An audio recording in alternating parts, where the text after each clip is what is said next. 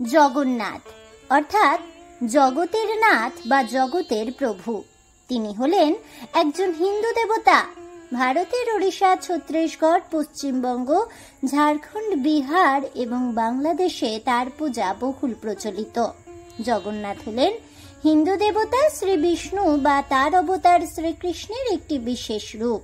তাকে তার দাদা বলরাম ও বোন সুভদ্রার সঙ্গে একসঙ্গেই পূজা করা হয়ে থাকে। জগন্নাথ দেবের মূর্তি সাধারণত কাঠ দিয়ে তৈরি করা হয়।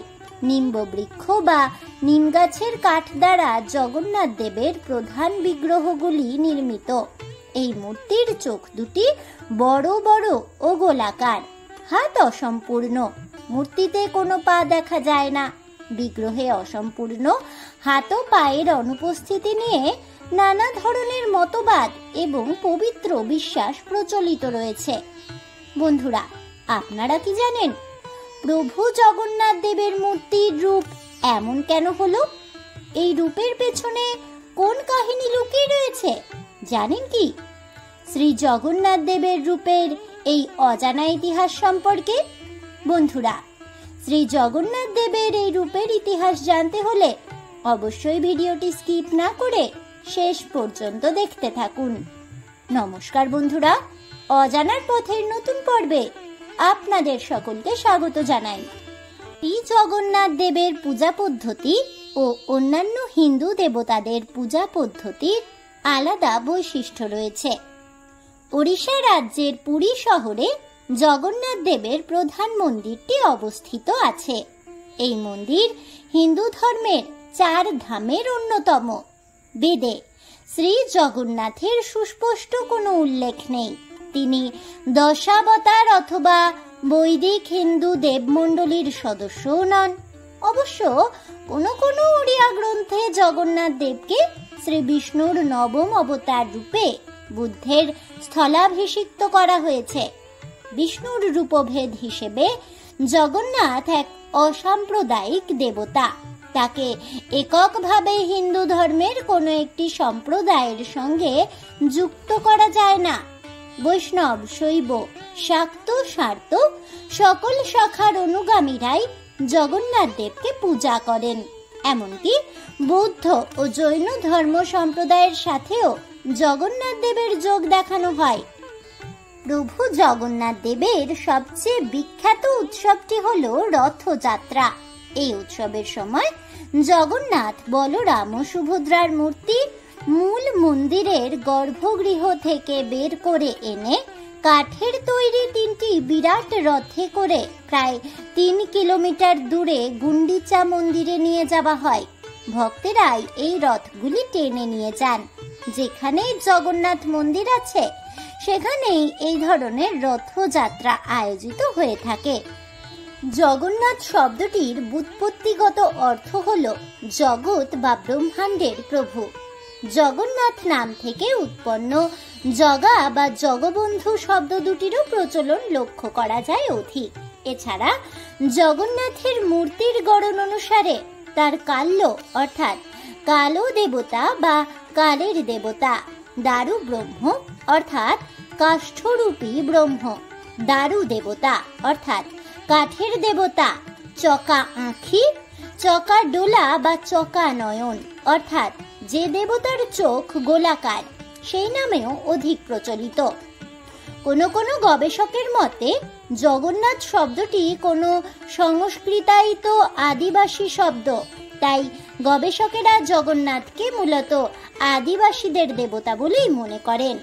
ওড়িশার আদিম আদিবাসী সবার ছিল বৃক্ষ উপাসক। তারা তাদের দেবতাকে বলতো জগন্নাথ।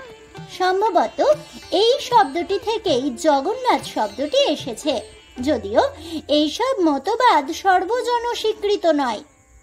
প্রিয়া গ্রন্থ নীলাদ্রি মহোদয় গ্রন্থে এই সম্পর্কে অনেকটাই ধারণা পাওয়া যায়। দৈতাপতি নামে পরিচিত একটি অব্রাহ্মণ শ্রেণীকে নীলমাধবের পরম ভক্ত বিশ্বা বসুর বংশধর হিসেবেই মেনে নেওয়া হয়, যার অনেকগুলি প্রমাণ আছে। তারা নাকি পুরীর মন্দিরের কয়েকটি প্রধান দায়িত্ব পালন করে থাকেন, যেমন গুন্ডিচা যাত্রা, নবকলেবর, সপ্তাভরণ, শ্রীঅঙ্গ সেবা ইত্যাদি, এবং ঈশ্বরের পরিবার নামেও পরিচিত তারা। আর বিদ্যাপতির বংশধরেরা পতি মহাপাত্র হিসেবে পরিচিত। রথযাত্রা ও নবকলেবরে এনাদেরও বিশেষ ভূমিকা রয়েছে। হিন্দুদের কোনো সম্প্রদায় জগন্নাথকে শ্রী বিষ্ণুর অবতার বলেই মনে করে, আবার কোনো সম্প্রদায় তাকে সকল অবতারের উৎস শ্রী বিষ্ণুও মনে করেন। মনে করা হয় অবতারেরা সকল জাগতিক সৃষ্টির কারণ জগন্নাথের থেকেই উৎসারিত। তাই রাম, কৃষ্ণ প্রমুখ অবতারের মতো জগন্নাথের কোনো জীবন বৃত্তান্ত বা লীলা কাহিনী নেই। সরল দাসের মতে শ্রী বিষ্ণুর জগন্নাথ সকল অবতার তার থেকেই উৎসারিত, এবং তাদের লীলা অবসানের পর জগন্নাথেই তারা বিলীন হয়ে যান। প্রতাপ রুদ্র দেবের আমলে ওড়িয়া কবিরা এই ধারণাটি গ্রহণ করে তাদের বইতে এই মতবাদ প্রচার করতেন। তাদের মতে জগন্নাথ শূন্য পুরুষ, নিরাকার ও নিরঞ্জন। নীলাচলে লীলার জন্য তিনি সর্বদা উপস্থিত থাকেন। প্রতাপ রুদ্র দেবের আমলে ওড়িশার 5টি বৈষ্ণব শাখা তাদের ধর্মগ্রন্থে জগন্নাথকে পুরুষোত্তম, পূর্ণ ব্রহ্মরূপে প্রচার করেন।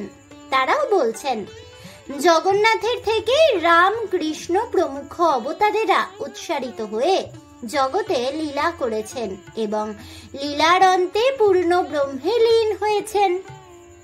জগন্নাথের মধ্যে বিষ্ণুর সকল অবতারের চিহ্ন আছে। বিশেষ বিশেষ অনুষ্ঠানে তাকে বিষ্ণুর এক একটি অবতারের মূর্তিতে পূজা করা হয়। বিভিন্ন প্রথা, রীতিনীতি থেকেও জগন্নাথের সঙ্গে নানা অবতারের যোগ লক্ষিত হয়, যদিও তাকে বিষ্ণুর অষ্টম অবতার কৃষ্ণের সঙ্গে বিশেষভাবে যুক্ত করা হয়ে থাকে। পুরাণে বর্ণিত আছে বিষ্ণুর নৃসিংহ অবতার কাঠের স্তম্ভ ভেঙে বেরিয়েছিলেন, তাই জগন্নাথকে দারু ব্রহ্মরূপে নৃসিংহ স্তোত্র পাঠ করেও পূজা করা হয়ে থাকে। জগন্নাথকে এককভাবে পূজা করার সময় বলা হয় দধি বামন।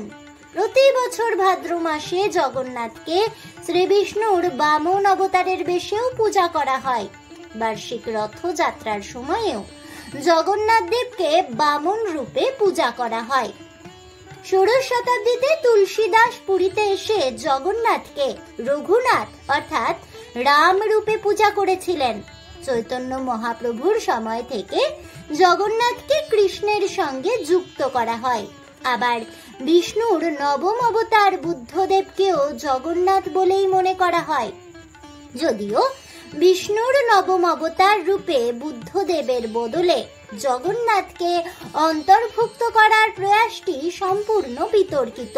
তবে প্রচলিত বিশ্বাসানুসারে জগন্নাথ দায়িত্বশীল পুত্রের মতো তার সকল মানব অবতারের বাবা মায়ের বাৎসরিক শ্রাদ্ধ কার্য করে থাকেন।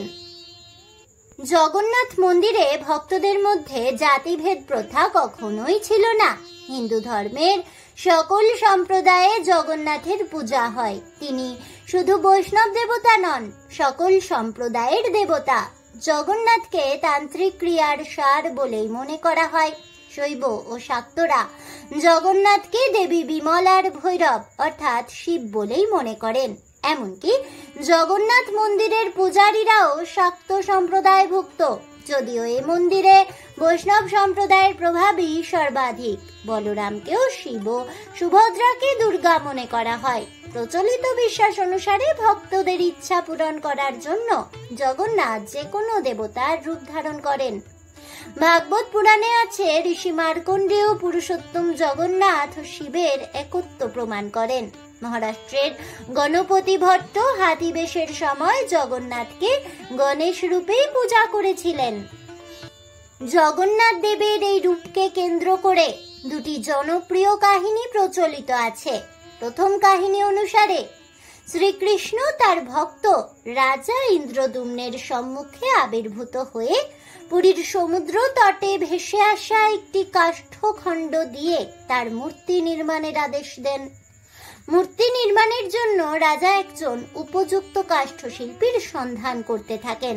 তখন এক রহস্যময় বৃদ্ধ ব্রাহ্মণ কাষ্ঠশিল্পী তার সম্মুখে উপস্থিত হন এবং মূর্তি নির্মাণের জন্য মাত্র কয়েকদিন সময় চেয়ে নেন। সেই কাষ্ঠশিল্পী রাজাকে জানিয়ে দেন মূর্তি নির্মাণকালে কেউ যেন তার কাজে বাধা না দেন। বন্ধ দরজার আড়ালে শুরু হয় কাজ। রাজা ও রানী সহ সকলেই নির্মাণ কাজের ব্যাপারে অত্যন্ত আগ্রহী হয়ে ওঠেন। প্রতিদিন তারা বন্ধ দরজার কাছে যেতেন এবং শুনতে পেতেন ভিতর থেকে খোদাইয়ের আওয়াজ ভেসে আসছে। 6-7 দিন বাদে যখন রাজা বাইরে দাঁড়িয়েছিলেন, এমন সময় হঠাৎই আওয়াজ বন্ধ হয়ে যায়। উৎসাহী রানী কৌতূহল সংবরণ করতে না পেরে দরজা খুলে ভিতরে প্রবেশ করেন। দেখেন মূর্তি তখনও অর্ধসমাপ্ত এবং কাষ্ঠশিল্পী অন্তর্ধান করেছেন। এই রহস্যময় কাষ্ঠশিল্পী আসলে ছিলেন দেবশিল্পী বিশ্বকর্মা।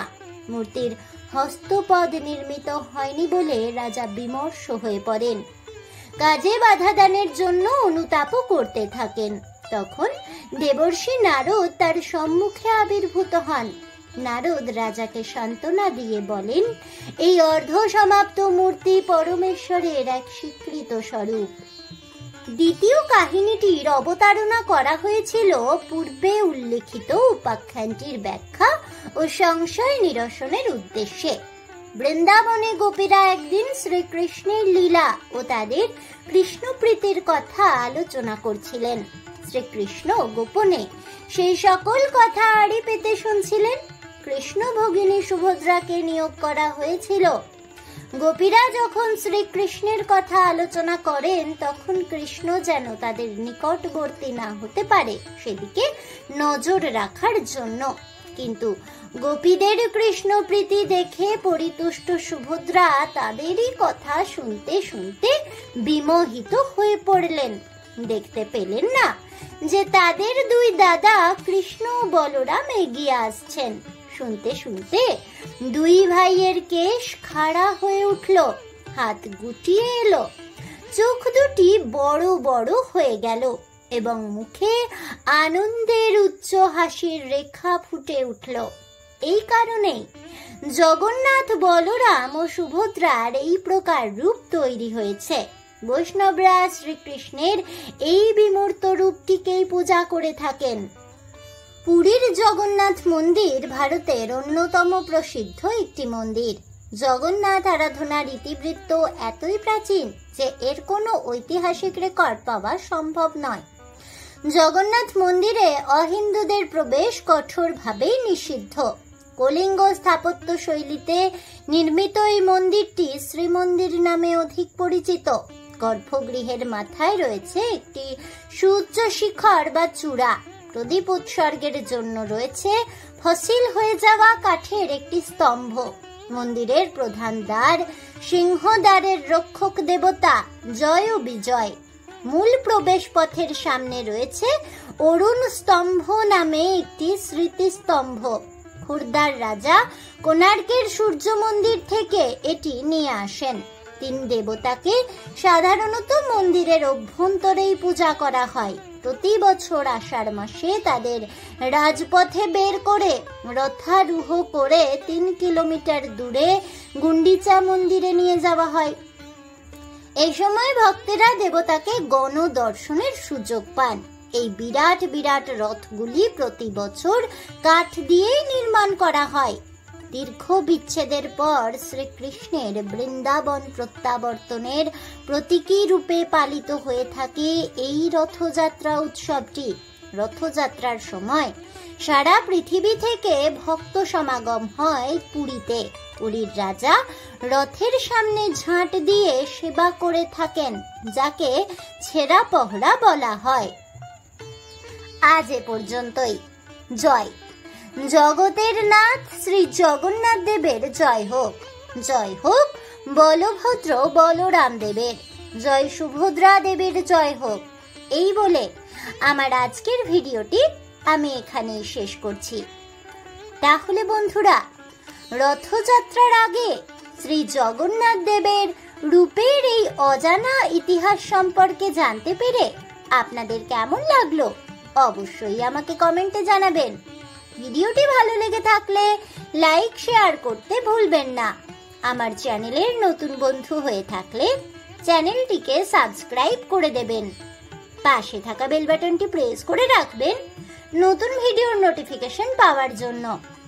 দেখা হচ্ছে পরের ভিডিওতে, তাই সকলে ভালো থাকুন, সুস্থ থাকুন আর অবশ্যই সঙ্গে থাকুন আর দেখতে থাকুন অজানার পথে।